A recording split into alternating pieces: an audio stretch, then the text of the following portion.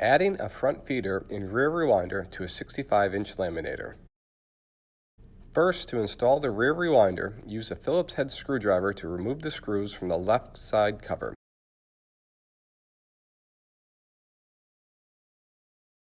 Use caution when removing the cover and carefully disconnect the emergency stop wire.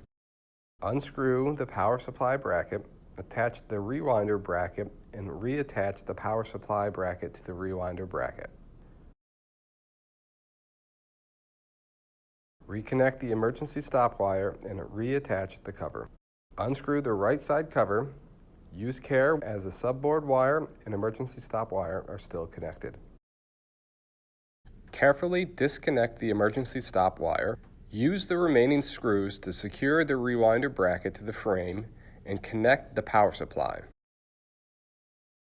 Reconnect the emergency stop and reattach the side cover to the frame.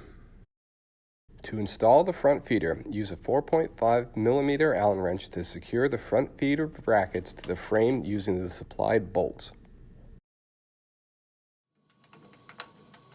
Once completed, load your media shaft bar, and once the film has been loaded, begin roll-to-roll lamination. Thank you for viewing the video on wide format accessories.